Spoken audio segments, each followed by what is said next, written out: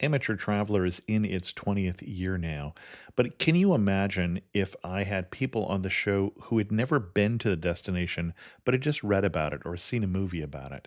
That wouldn't make any sense at all, and you wouldn't listen.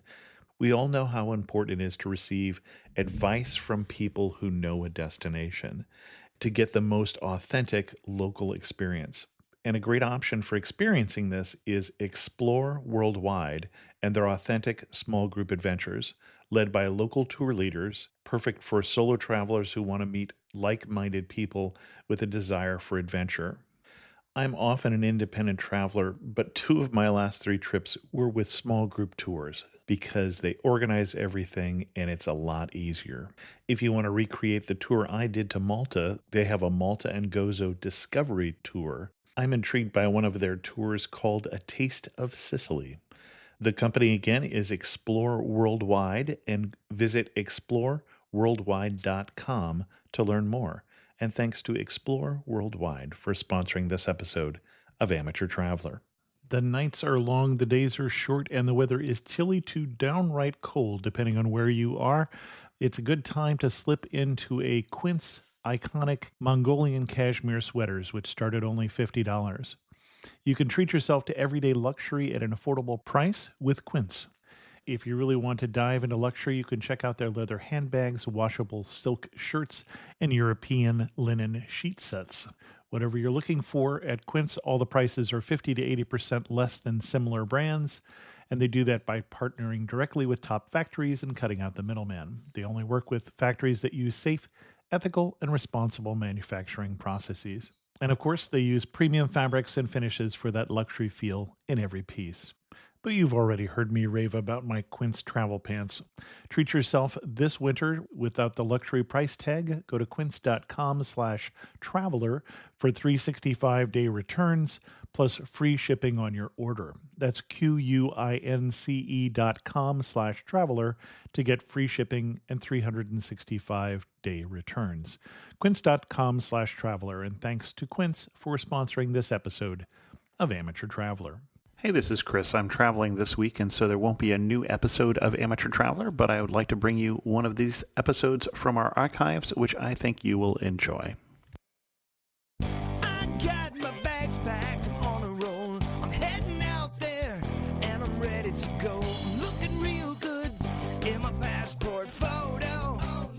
Amateur Traveler, episode 628.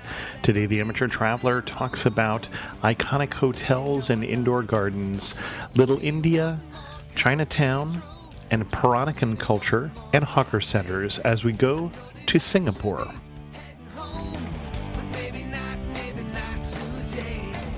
Welcome to the Amateur Traveler. I'm your host, Chris Christensen. Let's talk about Singapore. I'd like to welcome to the show Ashley Hall, who is coming to us from Singapore and coming to talk to us about Singapore. Ashley, welcome to the show. Hey Chris, how's it going? You are not originally from Singapore. No, by my accent you might have picked that up. I might have picked that up. Yeah. I'm originally British. I've lived in a couple of different countries in Europe, but I've moved to Singapore 6 months ago. Got it. And Britain and Singapore are just so alike. They're both wet islands. Just one's hot, one's cold. Yeah. Excellent. And why should someone go to Singapore? So I was just reading this morning, actually. Apparently now it's the 5th most visited city in the world. So lots of people are interested in it right now. Really? Yeah. So what's really put it at the top of people's minds, especially I guess in the US, is a film out called Crazy Rich Asians. A first film with an all-Asian cast, and it's set in Singapore. It's really about, it's by an author who lived here. It's a great book to read as well, rather than maybe watching the film. But it's got a lot of people interested about the architecture. It's a super modern city. Right. I fell in love with it a couple of times after I visited. And people think of Marina Bay Sands, which is the futuristic hotel that's in a reclaimed part of the town. It's like a super modern and accessible way to enjoy Asia. Excellent. And what would you recommend we do when we come to Singapore? I think the most important thing to think about when you come to Singapore is the climate. So if I can share with you, the first time I came, I was visiting because my sister married a Singaporean and I wanted to come and check out the place and meet the family. But I didn't think I had my expectations set about how hot and sticky it was going to be. And I say this because I couldn't stand it. First time after I was leaving Singapore, I'm like, I'm so pleased to be getting out of here. I want to go back somewhere cool, because I just wasn't ready for it. But time after time, I got sent back there for work, and the place grew on me. So my recommendation would be aware that it's going to be hot and sticky, and pack accordingly. Pack light clothes, and try and reorder your day. So the schedules I'm going to give you, with that in mind, that we're going to try and keep you indoors during the midday sun, and then enjoying these nice evenings, shorts and t-shirt weather evenings. Okay. I've advised arriving during the week, because the attractions will be quieter. So if you're coming in from the US, most US flights are coming in the morning. Some European direct flights arrive in the morning as well. Some poorly timed ones come in the afternoon. So settle in and arrive, get your bearings, start adjusting to the heat, try and walk around a little bit to walk off the jet lag. I think a great way, once you've done that, is to head over to the Flower Dome, the Gardens by the Bay. Okay. Just the other side of the Marina Sands. Exactly. Behind Marina Bay Sands, there are two iconic domes, which you'll recognize from Singapore skyline. And they're great because they're air-conditioned, firstly. Let's just be honest. They're inside, but it's a really interesting place. There's two domes. One is called the Flower Dome, and it's quite a dry... When you go inside, it's warm, but it's dry. And it's exhibiting flowers from all over the world. So it's specialized in stuff that's from Southeast Asia. They also have a nice subtropical garden as well. So it's just nice to walk around there and adjust. But the real killer, the thing that I absolutely love about Singapore, it's my favorite, is the Cloud Forest Dome. So it's super interesting. They've simulated, I'm going to get a bit geeky about this because I'm a geographer by training. They've simulated a cloud forest. So sort of what you'd see in places like Costa Rica. They've increased the temperature, increased the humidity, but like kept it relatively cool. So there's two layers to it, and you've got one layer which is, I think, simulating like 1,000 foot, and then the next layer up another 500 feet. So you see in this one attraction two different altitudes of flora, and it's amazing. They've got waterfalls, it's misty, you get amazing views of the city because it's like a huge greenhouse. You can see the downtown from there, and yeah, it's just a really interesting exhibit. Well, and the one reason you can see the downtown from there is that it's multi-level. So it's not a flat dome. You're climbing up into this. I thought it was great too. I completely agree with your assessment of that. I've only been in the Cloud Dome. I haven't been in the Flower Dome. So if you're short on time, just do the Cloud Forest. They do a combined ticket. So if you can get a ticket to both, and then if you get that, you also have access to something called the Tree Walks, which is what I'd recommend doing straight after. So anyone who's familiar with David Attenborough's BBC Planet Earth series will know that, I mean, it's a pretty gloomy story about the world environment, but I found it really interesting how he ended one of the series by saying he held up Singapore as the example, and there were shots of these magical trees, and they're artificial trees. And so Singapore's created all this area on reclaimed land within the last 10 years, which is why I was excited to come on the show and talk about it, because the last episode was about 10 years ago. So anyone who hasn't been recently, there's loads more stuff to do. And they've created this brand new downtown area, and they've given it over completely to this garden, because the advantage of being in the tropics is amazing flora and fauna and really a great environment to grow that stuff in. These tree walks, they've laced together artificial materials and then allowed plants to grow up them. So they are a human-created forest, which is super interesting. And David Attenborough was just saying, hey, this is the future of what cities should be. Not keeping nature out of cities, but bringing them in, being sensitive to your environment. And the treetop walks, there's an elevator which takes you up quite high, and then you walk between these trees, probably 10 stories up, I guess. So you have, again, a really nice view of the city, and I'm recommending doing this in the late afternoon time, 4 p.m. onwards when it's got cooler. So yeah, that's a super interesting attraction. Well, and my understanding is the purpose of these artificial trees is that they're the cooling towers, rather, for the two domes. Oh, I didn't know that. That makes them even more interesting. So I guess you've got a couple of options now. By the way, just to orientate you, you're in southeast Singapore right now. That's where the CBD is, and all the shots that you see of Singapore are taken. That's the southeast. Singapore's a small island. It's about the size of London geographically. In the east is the airport which you'll fly into, and it just takes only about 15 minutes to get to town. So we're still in southeast the city. And you mentioned that's where the CBD is, the Central Business District. Singaporeans love abbreviations. If you try to listen to a traffic report here, like there's AYE and the KPE, yeah, get ready for some Singlish and some abbreviations when you arrive. Okay. So now that you've finished doing the tree walk, I'd recommend staying in the southeast of the city, staying in the CBD, and going to grab some dinner. The thing you should know about Singapore, and I think the thing that grew on me every time I kept going, was the food. Mm-hmm. There's a saying that if you throw chopsticks in the air, it will probably land in something edible in Singapore. And something that excites me is it's got amazing Chinese food, but also, due to the history and the different communities that live there, you can have world-class Indian food. You can have world-class Malaysian food. It's a really special place to eat, and I'd say that is, next to the Flower Dome, the main attraction. You'll be eating really well here. Okay. So my favorite place to eat while you're in the area is called Lau Pasat. That's its local name, or on Google Maps it's called Telok Ayer Hawker Center. Mm-hmm. They're a candidate for a World Heritage Site in that they are so special to Singapore. The culture around them is so important that UNESCO believes that they might be worth preserving in themselves. There's a huge culture of communal eating, so very few people cook here. It's a lot cheaper actually to eat out, and the way you do that cheaply is to eat at these local hawker centers. They are, I don't know, about 50 years ago the government said, let's bring all the people who serve food outside into these sanitized buildings. We'll maintain the buildings, we'll make sure there's great hygiene facilities, and then you can eat great street food inside. And that's just how Singaporeans eat. It's the most local experience you can have.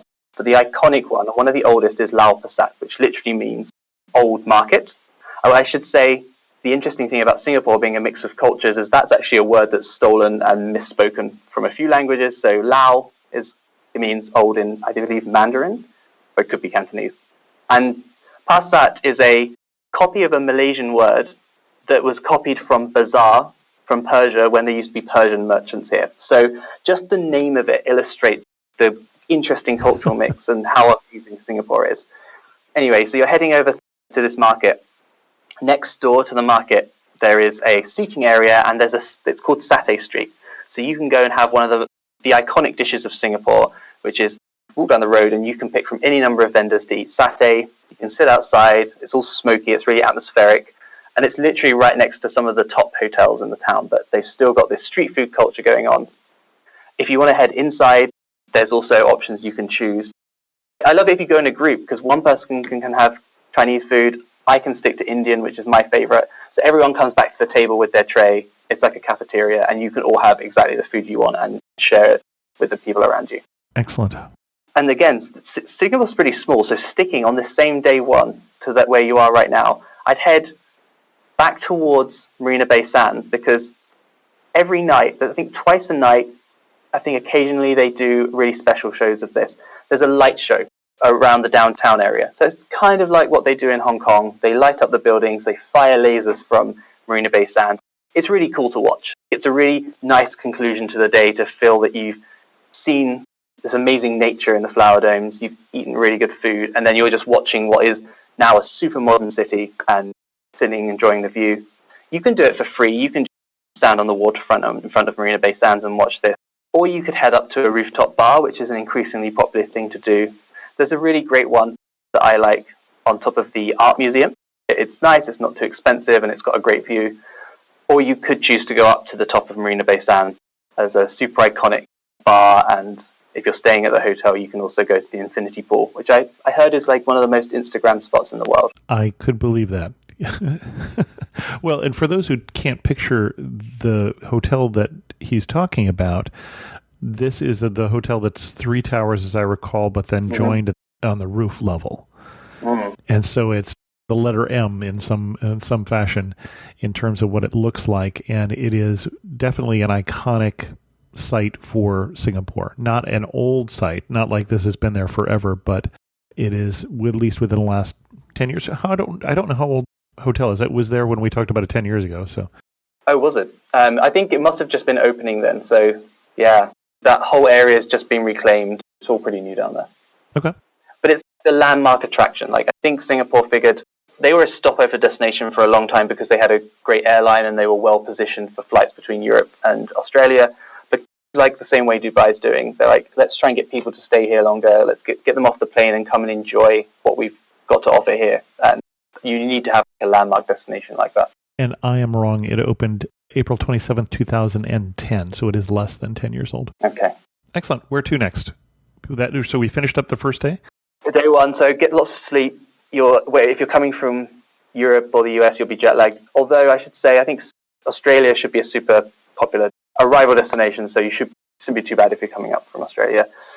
So here on day 2, I'd like to call this a day where you get to see Asia from Singapore. So I mentioned that it's an interesting mix of cultures, and at least one growing up in the UK, I didn't have quite the same exposure to. Maybe if you're in a city like LA or New York, you have a Chinatown that you can go and see.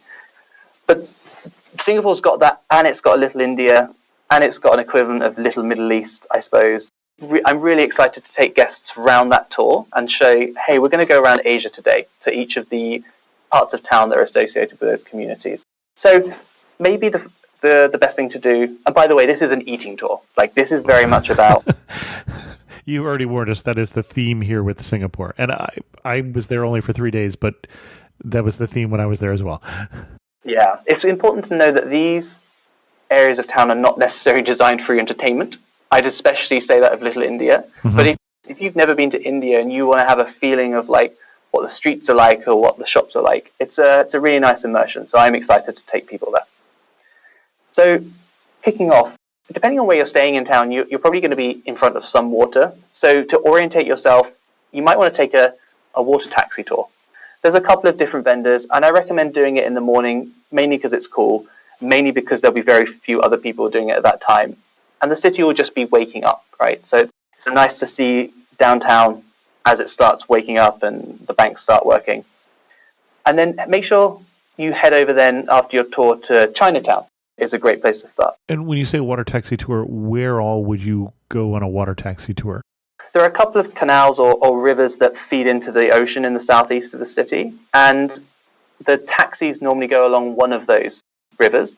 You'll know where you are because you'll be in front of somewhere called Boat Quay, Robertson Quay, and there's another quay that I've forgotten the name of, but these quays are pretty much like beating social heart of the town that are next to the banks. So I guess after you've done your day of work in one of the big towers, you head to the river and these quays, like have drinks, have good food. It's a really lively district, and it's along those quays that the boats go. Okay. And then for people who are trying to look that up, that is the English quay, which is spelled Quay. Sorry, not the American key, which is spelled Key-Y. Oh, I didn't know that was special to all everyone. Yeah, I always wanted to call that Quay when I see it, but I know that is not how it is pronounced. Yeah, and just for like a short piece of history, like that used to be the trading area. So the reason why it's low rise, it used to be used as like the way where you drop off goods and exchanges would happen, because Singapore's history is that it was an entrepot. It was a trading port, and it was almost nothing before it was settled, and it was a super strategic position between Europe and Asia. So it grew up being this. It attracted people in different communities because there were great work opportunities there, and it was a trading port. Okay, so we're heading over to Chinatown now, and there's a couple of temples to look at there. Like weirdly, there's a Hindu temple that's in Chinatown, which is kind of nice to look at, but there's also a really famous temple. I think it's called the Buddha's Tooth Temple. Yes. And it's just atmospheric. Like it's right next to the markets. They should hopefully start to be open at that time of day. So you can look around the market, maybe shop for some interesting items, and then head over to the temple. And it's just really interesting to soak up. That's at least the first Buddhist temple that I'd ever been to. So I found it a really interesting experience to walk around and just soak up the atmosphere. Now, we're coming to a late morning now, and the reason why I've sent you to Chinatown is because I want you to be able to have the cheapest Michelin star. Okay. So I told you about Singapore's food culture and the hawker culture. There are 2 hawkers that the Michelin Guide has awarded a star. And the amazing thing is that they haven't raised their prices. It's still about 3 Sing dollars, which is about £1.50, to have this incredible world-class food. And it's just an experience that you can only have in Singapore, I think. So the famous one is Hawker Chan. He has a stall in the Chinatown Hawker Center, the Chinatown complex. Or you can head over, he's also got a restaurant now. So you can expect to queue sometimes up to an hour for food at the stall. It's a bit quicker at the restaurant. The more authentic way is to go see the original place and go to the Chinatown complex. Yeah, I saw it when I was there, but we did not queue up and try it. So I have missed that experience. Yeah, I mean, people get put off by the queue. I've also read some funny reviews that say, I can't believe I was served like with wooden chopsticks and on a plastic cup, on a plastic plate. And I'm like, oh, come on, it's like $3. Like, that's the charm of it, is that it's exceptional, simple food. Mm-hmm. Hopefully you were inside for that time, so you've had a long lunch. At least the hawker centres, they're not air-conditioned, but they do have fans, so it's a little cooler. Try and stay out the midday heat. Mm-hmm. It's worth saying another way to combat that issue is to make sure you're carrying around a water bottle, take sunscreen. Don't underestimate the fact that maybe because half the time in Singapore it's cloudy, mm-hmm. you should be really careful of the sun, so make sure you're dressed appropriately. So in the afternoon, I'll be sending you over to Little India. So again, I reinforce the point, it's an area to walk around and enjoy. There's some murals on the side of houses which you might want to grab some photos of. But again, the attraction here would be to head to the hawker centre in Little India. And there you can have amazing, authentic, everyday Indian food, which, coming from the UK, I guess there's a bias towards food from the Punjab region. It's not vegetarian. And I realise as much as I love that food, it doesn't really reflect what you eat in India every day. So mm-hmm. going to that hawker centre will be a great experience for you to try a biryani, to try great vegetarian food, consistently really great local experiences there. So last time I was there, I remember sitting down with a tray and I was eating my lunch, kind of playing on my phone, and this Indian guy came over and said, "Why have you got no tea?" Oh, I guess I didn't fancy any tea. I'm not in the mood right now. And he, without even asking me, he just walked away and he bought me masala chai, which is the drink that you have. It's like a sugary, milky drink that you mm-hmm. have after eating India food. And then he just sat down and told me, he was a young guy, he just got out of the Singaporean National Service, and he was just telling me these really great stories. And we had just a nice interaction, and consistently there, people have helped me learn how to eat Indian food. They told me about where the food is from. So just put down your phone, engage with the people around you, smile, and it will be they don't get too many tourists there, so it will be a nice experience. Also around Little India, if you're interested, there's a ton of jewelry and gold shops. Mm-hmm. If you want a local recommendation, if you want to be, there's a funny store which we call here Amazon.com offline. Imagine if Amazon just emptied its warehouse into a department store in no particular order. It's called the Mustafa Center. So you can pick up at low prices crockery and gifts and food, but they serve all different types. It's a place where locals shop, but it's super crammed. It's in no order, but it's fun if you want to pick up some cheap items and have an interesting experience. Excellent. So I hope you're not full already. I hope you've just been eating street food or sharing food already, because you've got two choices for dinner. You either stick around in Little India and you choose to go to one of the restaurants. There are loads to choose from. I couldn't even pick out a good Indian restaurant. You're going to have a good time. Speak to the people at lunch, get recommendations from your hotel. But you could stay around Little India for a proper sit-down dinner, or you could head over to a third part of town that I really like. And I was there last night, actually, with a friend. It's special. It's the Middle Eastern corner, and it's centered around a golden mosque. Mm-hmm. It's got a couple of different names, but I think the most consistent name I've heard this part of town called is Haji Lane, which refers to the main thoroughfare that goes through this area. So it's cute. It's got small, traditional Singaporean houses, so it retains its heritage. And it's sort of it's where Middle Eastern, Persian traders settled, and therefore you can get good Turkish food. You can get great Lebanese food. Mm-hmm. And also, for some reason, there is good Peranakan food there as well. Peranakan being the people who were born in Singapore, raised in Singapore during the colonial period. So like Straits-born Chinese or Straits-born Malaysian communities. Well, in my impression, and this is having gone to the Peranakan Museum, is that it's also related to the kind of mixing of cultures, if I have that correct. Yeah, I was looking at this last night because I was interested. Apparently there are even Portuguese Peranakans who have mixed their culture with mm-hmm. Southeast Asia and settled. Because Singapore is a really recent country, really recently settled, and it's still, you see that early melting pot effect. And Peranakan food is just this fusion of Chinese, Malaysian, Indonesian food, and it's superb. Mm-hmm. Well, and to understand that better, I do actually recommend the Peranakan Museum that talks about that culture and has some exhibits and about that particular Singaporean culture. You've been talking about the strategic location, and if people haven't done so already, I encourage you to look at your globe or your Google Maps and zoom out a bit so you're not just looking at Singapore, but you're looking where it sits. And all of this that you've been saying makes a lot more sense if you realize that if you're trying to sail from India over to China, then there's this great long peninsula that goes down from Thailand into Malaysia. At the end is Singapore, and you have to go that way because there's this other island, Sumatra, right next to it. So if you don't sail by Singapore, you have to go quite a bit out of the way. And so it's this really tiny strait where all the trade was going through between these two major trading empires. And Singapore is right there. It's right there today, too.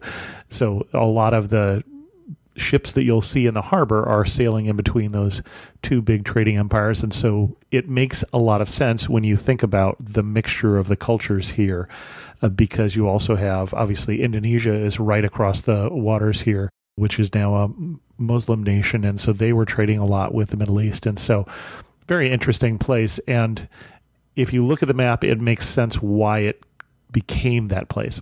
Sure, yeah, exactly. And something I'd love to cover by the end is that I don't recommend spending a week or 2 weeks here in Singapore. You should use its amazing location and the very reason it exists to go and explore those other areas and add on. Go listen to one of the old amateur travelers from Bali or Thailand, but we can come to that. Or one of the new ones across the street, rather, to Sumatra. Excellent. Yeah, exactly. Yeah.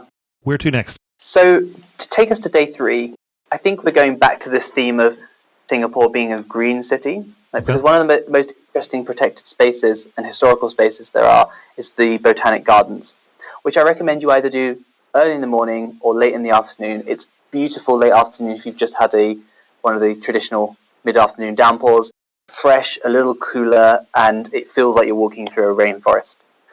But the morning is a bit more, the weather's predictable. So it's this very large part of town that's, I'd say it's towards the center of the island. We're still roughly in the southeast, a little bit north of the CBD.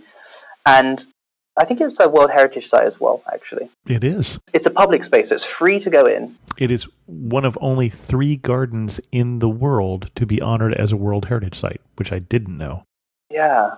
And what's special about it is it's not protected, so you can't go in and enjoy it. So people treat it like a public park. On Saturday and Sunday, it's pretty full and lively with people just sitting out enjoying themselves.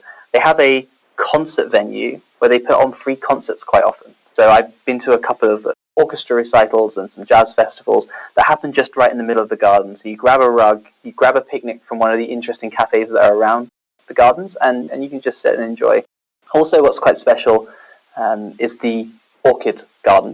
You have to pay a couple of dollars to go in there, but it's interesting. They breed a new hybrid of their national plant, which is an orchid, for each dignitary that comes. There's a Thatcher orchid, there's an Obama orchid, and I just think that's a really special gift. And I thought, I hope one day they might make me one, but I know I'd probably kill it, so they probably shouldn't bother. You'd feel bummed if they just made you a flower and you killed it. So, but that's kind of interesting. You can walk around and see the dignitaries that have visited and the flowers that they've made for them. And I should say, this is a nice way to, if you've not seen a rainforest-like environment, if you're not from that part of the world, being in the Botanic Gardens, you can follow the paths around and you start taking these twists and turns, and you can, if you catch it on a day where it's not so popular, you can start to figure out, wow, I realize now where I am. I'm on the equator. I'm in Southeast Asia, and there's a reason why, yes, it's hot and wet, but there's this beautiful forest that I'm in, and these really interesting plants and birds that are flying around.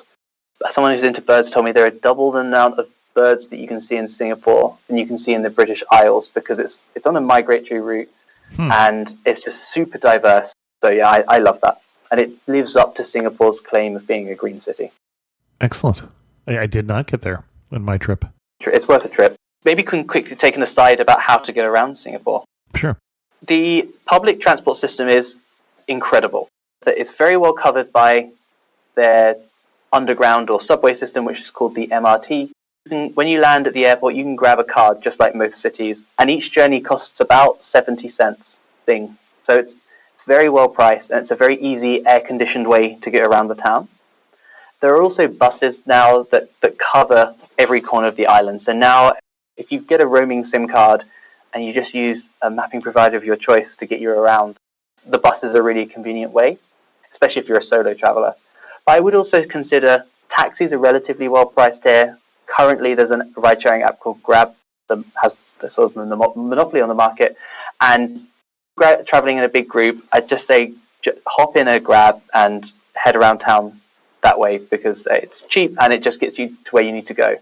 The thing with Singapore is, because they punish people who buy cars with very high taxes, there's very rarely traffic congestion. So it's also super easy to get round by car as well, and by taxi. Well, and I should say that the only time I've been in Singapore was at the end of the amateur traveler trip to India. I had a connection in Singapore, which, of course, I made it a 2-day connection so I could stop and see some friends there.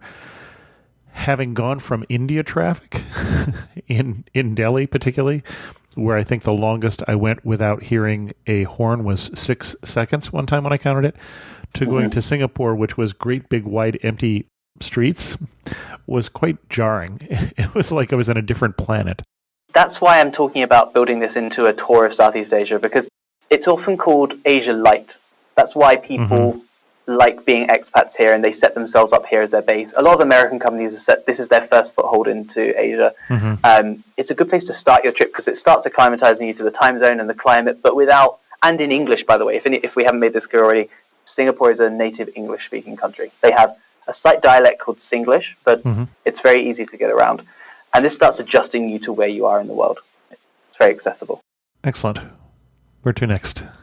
So, next, you've got a couple of options based on your location, depending on what you want from a holiday. So, as I said, Singapore's trying to position itself as a longer stopover destination. So, you might be interested to going to the resort island that's called Sentosa. There's a couple of different things to do on that island. There's a great aquarium. There's a theme park. They've got a Universal Studios now, like quite a kind of compact one. So it's good if you're traveling with kids to head there. Or if you're relaxing, there's a couple of beach clubs there. So you can go there and sit on the sand and have a drink. I wouldn't say this is the highlight because Singapore is on a shipping route. That's by definition why it's there. So you see oil tankers going in front of you. So the beaches aren't perfect, but it's just nice to sit by the water and relax. Maybe decompress from the fact that you're in this super hectic city and you've been running around eating lots of food. The Sentosa area is a nice place to chill out. And this is the southern tip of Singapore, just off the southern tip of Singapore. Yeah, it's near my office, towards the southwest of the island. Yeah. Alternatively, if you end up spending a long time in the Botanic Gardens and you've caught lunch there and you're really enjoying yourself, as you're a little far north already, you might want to consider going even more north to one of the premier attractions of Singapore, which is the Night Safari. So the Night Safari it's a really interesting remarketing of the zoo, which is there all the time. You can turn up to the zoo anytime you like. But maybe because of the humidity and the climate, maybe also because animals behave differently at night and you see different animals. They set up this really great tour where you hop on a tour bus with a guide and they drive you around. And it's not really like being on a safari, but it's a really nice way of seeing the animals behave differently and seeing the zoo from a different point at night. So there's no walking involved. You just get to sit down and be taken around. You can also tour it by foot if you like, but the night safari is a really special thing that I haven't heard of in many other places in the world. So that's about the right time of day to do it, and it's special for Singapore. Excellent. That brings us to the end of day 3, and I think by this point, most people would be thinking about heading on to the next destination in Southeast Asia, because Singapore it has one of the busiest airports in the world. That's Changi Airport, and some great connections. So that's why it's traditionally been a great stopover location. And it's funny because the most local thing to do is to leave Singapore. So on National Day, so we get National Day off as a holiday. But the real Singaporeans aren't in Singapore. They've headed over to Malaysia. You can drive to Malaysia, or rather get a bus to Malaysia. I wouldn't drive to Malaysia. You can head over to Malaysia. You can get very cheap, low-cost flights to these amazing islands. So think Bali, think Thailand, and start exploring. Alternatively, you can grab a cruise. Sentosa is also a big cruise stop. So if you want to start a slightly longer trip, if you want someone else to handle the heading around Southeast Asia for you, you could also grab a cruise. I was mentioning that when I was in Singapore, I was visiting friends who were doing a work abroad sort of thing. Actually, he works for HP there. And I had to time my trip when they were actually in town because they've been taking advantage of the central location. Every time I look on Facebook, they're someplace else. Yeah. And for anyone considering it, like I said, I actually didn't like Singapore the first time. And by my fifth visit, I was determined I wanted to live here. So it might really grow on you. And it's a really popular, because it's so diverse, expats feel really comfortable here.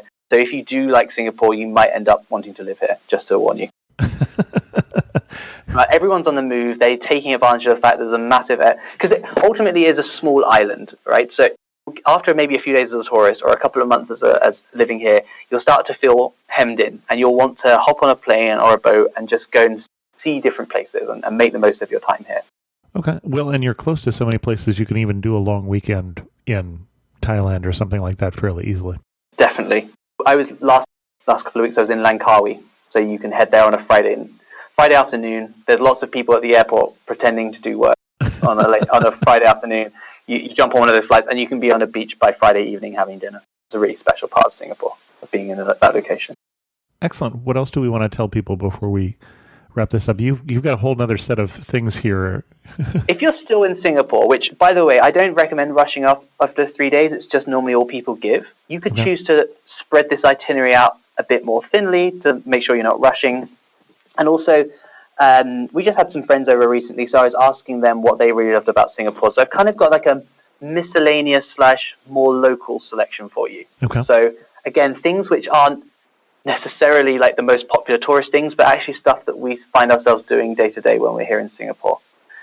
So you mentioned the Peranakan Museum. That's a really nice spot to try and get some more history if you're interested in that. So there's also the Asian Civilizations Museum that tells history from an Asian perspective, which is a really interesting rebalance. There's also the Singapore Flyer. If, like the London Eye, you get a great view from the top. I heard that Lee Kuan Yew, who is the founding father of Singapore and one of the prime minister for a very long time, he had the direction of the Singapore Flyer reversed because he was told by a consultant that they'd bring better luck to Singapore. So I think they spent a couple of $1 million just making it spin the other way. So try and appreciate that when you go on it. Okay. We mentioned two things about history. If you want to understand more about Singapore before you get there and its interesting history, you can pick up Lee Kuan Yew's rather heavy autobiography called From Third World to First World. And that really nicely encapsulates in 1 to 2 generations, Singapore did go from maybe what he in his own words is describing as a third world country to one of the richest and safest places in the world. So if you want to really get into this history, pick up that book and it will keep you busy for the whole flight. There is no distinguishing like Lee Kuan Yew's autobiography from the autobiography of Singapore because he really was a nation builder and people really respect him.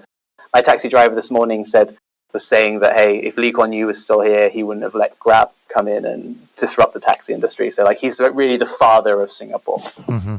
So like moving on with the local choices, there's another part of town I haven't mentioned so far yet, which is Geylang. So Geylang's a little further out back towards the airport. It's a funny place. It's actually the red light district of Singapore. Despite all the like heavy rules and restrictions there are that keep Singapore looking beautiful and super safe, there's still this space that is like left to be the red light district. But it's kind of interesting. No chewing gum, but prostitution is okay. I can't comment on that. So just to dispel a myth, you can totally bring in chewing gum and chew it all you like. You just can't buy it here. Okay. Bring all the gum you like. And no durian on the subway. Yeah, so also durian is a really strong smelling fruit that you either love or you hate here. And it's really popular. It's in a lot of desserts and you'll smell it. Like if there's a funny smell in Chinatown, that's durian. So yeah, Geylang, it's the community. It's a shared community between what I believe to be Malaysian and Arab traders. They kind of set themselves up there. And there's some great Malaysian food there. So the hawker centers are around there. If you're not planning to go to Malaysia and you want to eat beef rendang or nasi lemak, which is fried rice, like really good fried rice, you can get it there.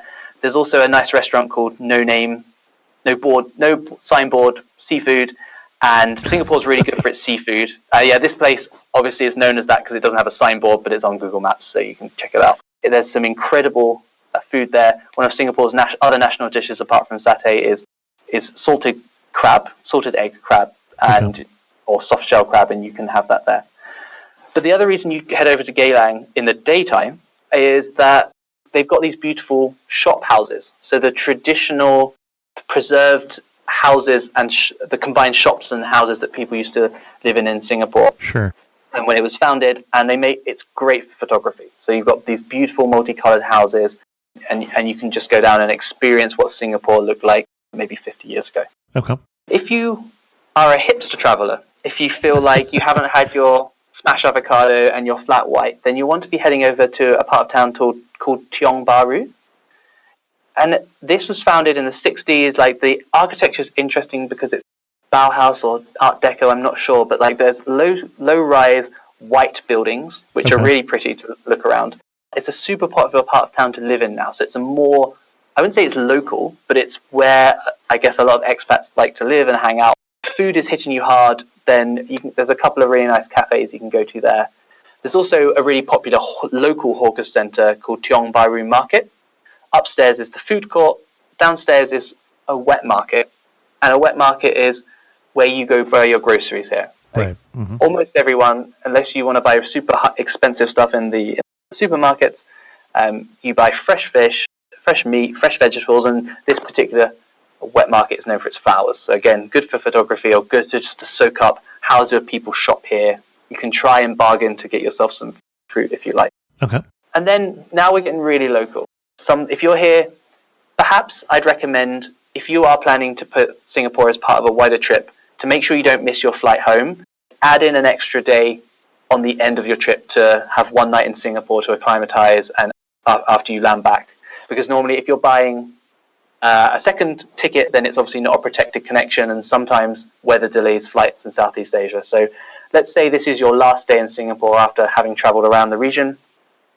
There's this kind of an interesting place called Haw Par Villa. That's kind of near Sentosa in the southwest of the island. And all I can describe it as is it's got lots of figurines painted, and it's supposed to be a Chinese representation of what hell looks like. So Singaporean people know it well because parents take their kids there kind of to scare them. But it's kind of fallen into disrepair, so it's not that scary anymore, but it's just charming. And the story behind it is it's founded or built and paid for by the guy who made Tiger Balm. And Tiger Balm is this cure-all medicine paste thing that you can buy. It's great for insect bites, and you can pick it up in the pharmacy here in Singapore. But it's got this really distinctive smell I really like. So when I walk around Haw Par Villa, I'm smelling Tiger Balm at the same time and thinking about this guy who decided he wanted to scare his kids with these weird figurines. But you can get ghost tours in the evening there. It's a really interesting Singapore experience. Excellent. And finally, for anyone who brought their walking shoes and feel like we haven't spent much time in the countryside, I don't want to represent Singapore as just a built-up jungle. There are some really interesting countryside that you can get out to.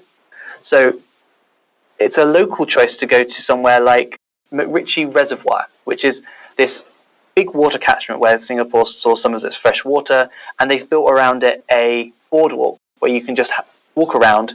You'd want to go there early in the morning or late at night. There's a treetop walk you can do there as well, so it really connects you with the nature. It's a very chilled out thing to do if you're overwhelmed with the city. And there's monkeys there. Singapore goes back to the natural roots of what used to be there. So it's hot, it's sticky, and it's got all the nature that goes with Singapore. A more accessible walk for someone who wants a green area is the Henderson Wave. It's the highest footbridge in Singapore.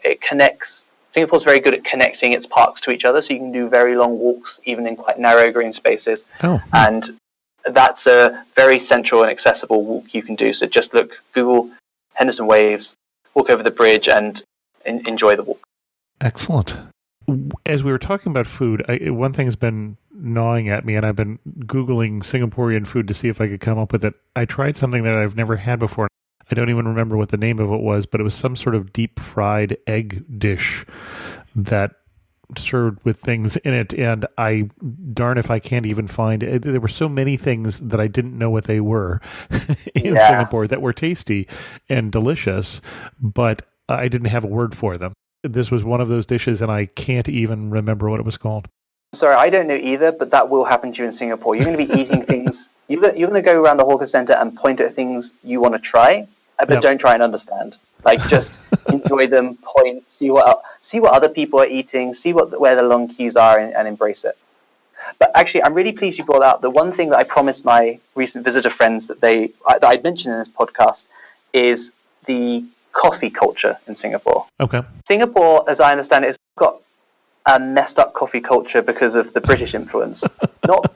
Neither Singaporean, neither the Southeast Asian nor the British are very good coffee drinkers. Yep. So there's a very interesting type of coffee you can buy in Singapore called kopi. It's spelled with a K, K-O-P-I. And it's essentially, by default, if you just ask for kopi, it will be this extremely milky, sugary drink. And it's made with condensed milk, which honestly I haven't seen cooked with since my nan. So it kind of dates it and connects it to Britain in some way. It was coffee that was made for British service people who were stationed in Singapore. They were looking for ways to keep themselves up and patrol when they were patrolling. This coffee was invented by people mixing what is really the way British people drink tea with the way the rest of the world drinks coffee. And it's really interesting to see it. It's brewed in a sock, actually what I can only describe as a sock, inside of a watering can. So when you ask for it, they will lift the watering can to above head height and pour out from the sock this really strong coffee. And I've just got addicted to it. It's really good, it's really cheap, and you can have it in the morning. You can buy it from lots of vendors or from most hawker centers. There's also a couple of chains now, like Toastbox or Bread Talk. Those are all over the place, and it's a great way to start the day. Don't take a hotel breakfast. Go and have breakfast for $3 to $5 at one of these venues, and it's served with something that may turn your stomach. It's called Kaya Toast and egg, which sounds fine. And by the way, Kaya Toast is great. It's like this sugary jam. If you like peanut butter, you'll like Kaya Toast. But it's served with a very, very soft boiled egg. So it's super runny. So you pour in soy sauce, or I think it's just called dark sauce, and you make this black egg mix that you then dip the toast in. So British people will recognize this from Egg and Soldiers, where you dip bread into a soft cooked egg. But again, maybe this is a hybrid food. Sorry if the Britain's contribution to food is so terrible, but like, it's so interesting to Singapore, and I'd really recommend trying it. My friends absolutely loved it. It was apparently one of their highlights of Singapore, and it is quite a local experience. So try the egg, the Kaya Toast, and the coffee together. Okay, I just need to clarify one thing. I could swear that you said something about pouring the coffee from a sock. Yeah. Yeah, okay, sorry. I did say that. So inside the big watering can is, it's probably more best described as a filter. Okay. The vendors call it themselves a sock. Okay. So it's not actual used sock. Okay, that is important distinction there. These are very established. They're not putting anything through socks, don't worry. But it is called a sock. The dish that I was trying to remember, it was from an Indonesian restaurant. It's a deep-fried tower of egg and tofu. So I see it online at the Pagi Sore Indonesian restaurant. At least there may be other places. I don't know if that's the Indonesian restaurant I went to, but it was one of the things that I had never had before that I quite enjoyed there. Sounds great. I should go and try that. I'm sure there are many other dishes in Singapore you have not tried yet. We talked about weather. For seasons, what's the best season you think to go to Singapore? Is there enough differentiation to even make a difference? Not really. For where I'm from, it's going to be challenging whatever time of year you go, if I'm just being honest. I looked it up, look at the rainfall. Apparently, it rains a bit more between November and January. Okay. By the way, if you're looking at a weather forecast right now of Singapore, ignore it. So it will be thunderstorms a week. That doesn't mean we have thunderstorms a week. It's normally either, like right now, beautiful in the morning and sunny, or it's overcast, but it tends to range very particularly at one time of day. So you can adapt yourself really quickly, jump out of the rain, carry an umbrella with you. You can overcome that. But yeah, for the weather-wise, I wouldn't recommend a particular time of year. Okay. And then in terms of particular days of the year to be in Singapore? Yeah, that's quite interesting. I guess the highlights for me so far have been, and so apologies for a North American audience, but there's a great race called Formula One, which is a bit more complicated than NASCAR, I guess. And it's really interesting because normally F1 tracks are out of town and they're specialist facilities. Mhm. There are 2 Formula One races in the world which are held downtown for reasons I have not yet to establish. It's Monaco Mhm. and Well, it's Monaco, Singapore. there's nothing other than downtown available. So, And I guess maybe Singapore wants it but doesn't want to build a racetrack. So for a 4-day period of the year at the moment it's in August, September time, they just shut down the middle of town, and these very high performance cars race around downtown Singapore. So you can grab a ticket. They're quite pricey, but you can grab a ticket to go into the downtown at this time and just grab a seat or walk around and watch these F1 cars zooming around streets that you normally walk down or get the bus down. And it's good to watch as well. Even if you see it on television, watch the race because you'll see a lot of downtown Singapore, and it's also the only race that happens at night. So it's called the nighttime race. well, and I should clarify that I can think of at least one more Formula One race that happens downtown, and that is the Grand Prix of Long Beach in California. Oh, okay. And I did not Interesting. know that until I was in Long Beach, and you see the great big walls that they have put up for safety that are there year round. And when I was asking, they said, "Oh yeah, this is the course for the Grand Prix that happens in Long Beach." Okay, so that was one of the things that you said. Also around that time of year, it's Mid-Autumn Festival, which is loosely a Chinese festival. And the distinct thing that you can eat at this time of year, again, it's about food. Mm-hmm. Like, no one can really explain the cultural basis, but everyone knows what you're supposed to be eating at this time of year, and that's mooncake. Oh, sure. Mm-hmm. Mooncakes are very high calorie, normally have a salted egg yolk in the middle, but a sweet, soft pastry outside. And the hotels in Southeast Asia particularly compete to make the best mooncake each year.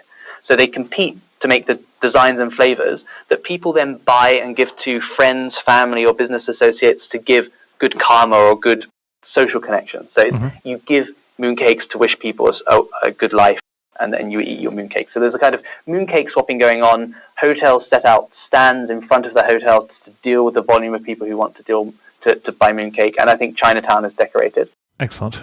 Another time that Chinatown is decorated is Chinese New Year. So the whole downtown is transformed, or that part of Chinatown is transformed, just a bit busier. For the same reason you might not want to come to Singapore at that time, because there's more things are starting to close down and it's a bit busier. But if you want to experience Chinese New Year, you can consider coming in January, February time. Mm-hmm. It's also important to say the interesting thing about Singapore is there are 4 main groups, culture or heritage here, that presents a problem about when to decide which national day to take off. So essentially each religion gets 2 days allocation of days of holidays, but then everyone else gets to take those 2.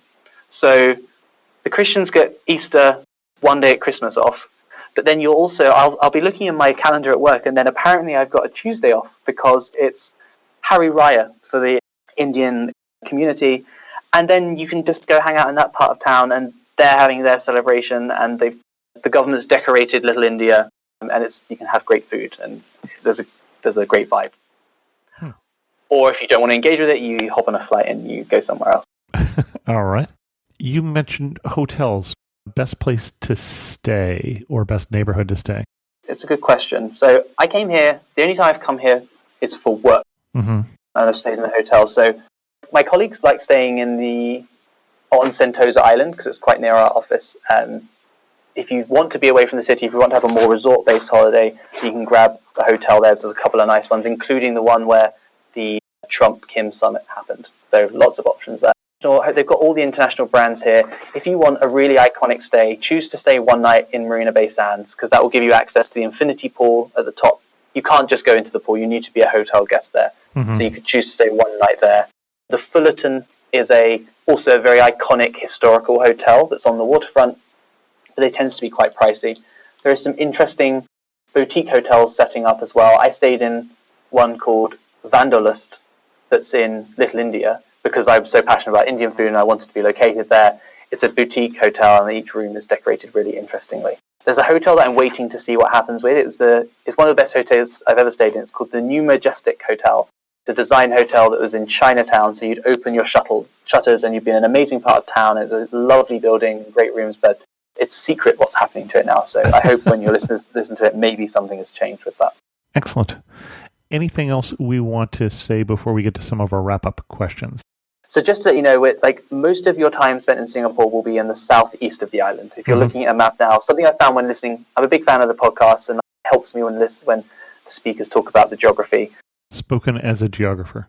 As a trained geographer, yes. Changi Airport is in the east where you'll land. You'll hop it probably in a taxi once you've landed into the town. It takes maybe 15 minutes. And the southeast of the island is where most of it is, that most of the activity and time you'll spend is. So you'll only be going at maximum 4 or 5 stops on the MRT to get to most places you need to go, or maybe a 10-minute drive. So it's really nice and compact, which is why I'm recommending you can get so much done in the itinerary here. Along the river, there are lots of hotels to choose from, and also on Beach Road, that's where there's some big international chains of hotels that you can choose from that are relatively new. It's funny, when you look at Beach Road on a map, it's called Beach Road, but it's nowhere near the beach because Singapore is literally grown. They have reclaimed land from the ocean, so you can be staying on Beach Road. You might, if you've got a tall hotel room, see a beach, but that just illustrates how Singapore has been growing and developing. That's all relatively new reclaimed land. Interesting. Well, and a lot of buildings in Singapore are tall. I think would it be fair to say that most Singaporeans live in high-rise? Oh, no question. So I think the stat is something like 90% of the housing is owned by the government. Like very early on, when Lee Kuan Yew was building the nation, he decided no one should go without good housing. And he realized that to modernize the country, people needed to live vertically, which is one of the most sustainable ways you can live. It's much better environment to live upwards than outwards and drive to suburbia. So the housing is very much controlled by the government. And yeah, when you get married, you're entitled to apply for one of these houses, which are a really high standard. And people live, they're called HDBs. You might hear your taxi driver refer to that, Housing Development Board. And majority of Singaporeans live in one of those. Excellent. So it's funny. So I find Singapore like a contrast because it lists as top of the world in one of the best business places to do business and start a business. It's very capitalist. You'll see that all the banks are there.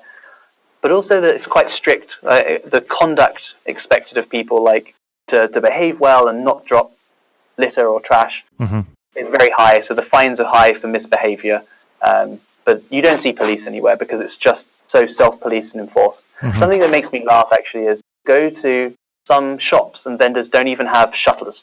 The way you'll know their shop is closed is because they put a chain in front denoting that they are closed, and they just put a blanket over their stock.